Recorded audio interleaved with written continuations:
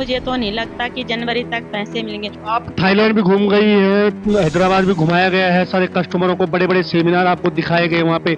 उसके बाद फिर आपको लगा कि ये कंपनी बिल्कुल सही है। सही है, हाँ सर, इन्होंने यही बोला।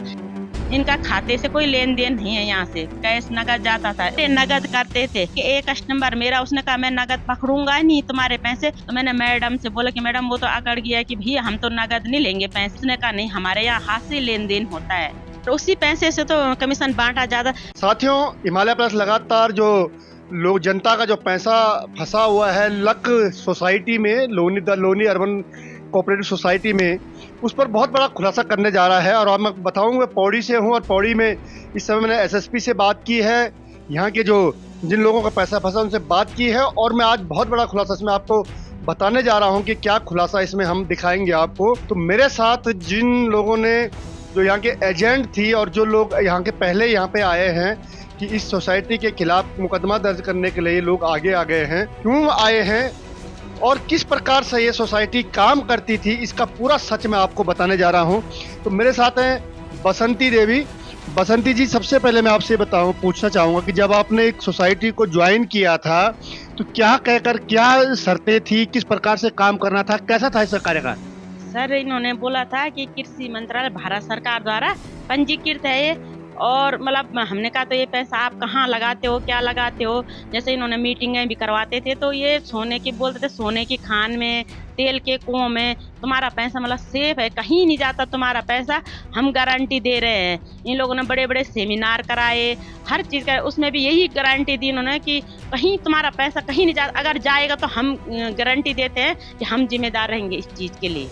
अब जब आप लोगों को इसका प्रलोभन दिया गया था तो किस प्रकार कहा गया था कि कितना परसेंटेज कमीशन मिलेगा, किस पैसे में कितना होगा, एफडी में कितना होगा, आरडी में कितना होगा? सर ये लोग नॉर्मल एफडी में 10% देते थे, जैसे ऑफर निकालते थे तो 15% तक ये पैसे देते थे। और जैसे 5 साल की आरडी है तो उस पे ये 12% देते थे, 3 साल के उसमें 10% और 1 साल के उसमें 8% देते थे। अच्छा, जो ये पैसा आप लोग जमा करते थे, ये पैसा कैसे देते थे, कहाँ जमा होता था, किस बैंक में जमा होता था? सर जब हम ले जाते थे पैसा नगद तो हम मैडम के पास देते थे पैसे, जो ब्रांच मैनेजर है बिमला सक्सेना, ठीक है। तो वो पैसे को मतलब उनका कोई हम जैसे बैंक में होता कोई लेन देन नहीं था उनका।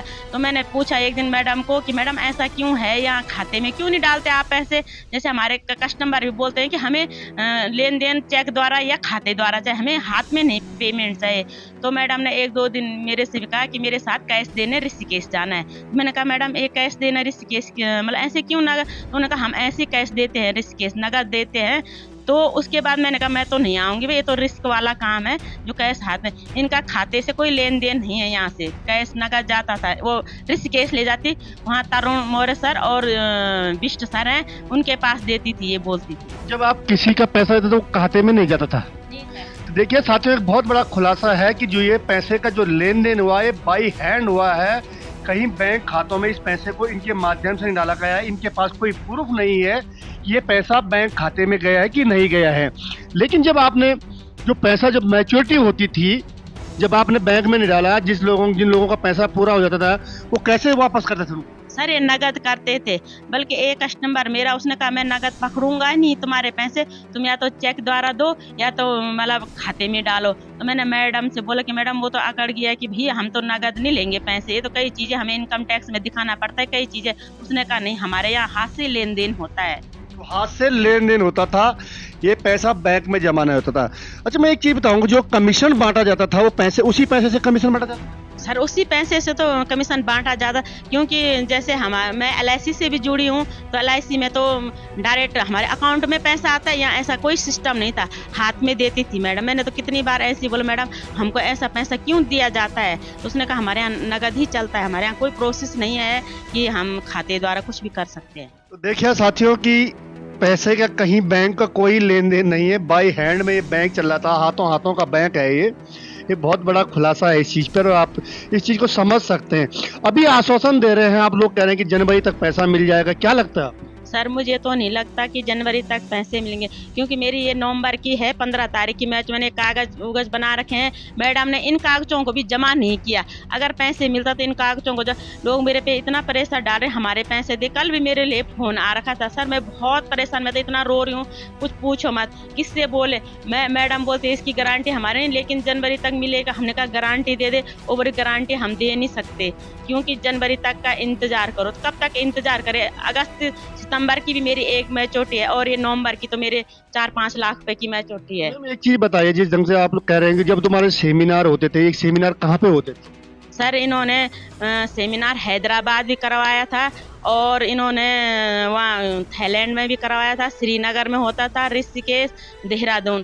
तो सर मैं 5 साल पहले मैं वहाँ गई थी हैदराबाद। तो सर इसने मेरे पैसे अगस्त में 50,000 रुपये काट दी मैडम ने, और बोलते थे कि तुम्हें मतलब वो देते हैं, जैसे ऑफर निकाल। मेरा एक लैपटॉप भी था, इन्होंने मेरा लैपटॉप भी खाया। मैंने वो कोशिश की, मैंने तरुण सर से भी पूछा श्रीनगर मीटिंग में। इन्होंने कहा लैपटॉप की क्या सोच, तुझे तो गाड़ी देंगे, गाड़ी। मेरा लैपटॉप भी खा गए, 50,000 रुपये भी खा गए। सर ऐसे ही इन्होंने मेरा बहुत नुकसान कर रखा है। थाईलैंड कितने लोग गए थे लगभग? सर 5,000 लोग गए थे। थाईलैंड 5,000 लोग। पौड़ी से कितने थे? सर पौड़ी से थे 10-12 लोग थे। महिलाएं पौड़ी से थे। तो थाईलैंड जाने का भी चार्ज लिया तुमसे इन्होंने? थोड़ा बहुत चार्ज लिया सर। सर जैसे वीजा का हमने लगाया और खाने पीने का इन लोगों का था, और बाकी खर्चा हमारा था। कितना खर्चा दिया आपने इनको? सर हमने दिया इनको 4-5 हज़ार रुपये खर्चा वहीं से दिया, बाकी अपना पर्सनल खर्चा हमारा था, जो सामान लेना लूना ये हमारा था। आप थाईलैंड भी घूम गई है, हैदराबाद भी घुमाया गया है, सारे कस्टमरों को बड़े बड़े सेमिनार आपको दिखाए गए वहाँ पे। उसके बाद फिर आपको लगा कि ये कंपनी बिल्कुल सही है? सही है हाँ सर, इन्होंने यही बोला।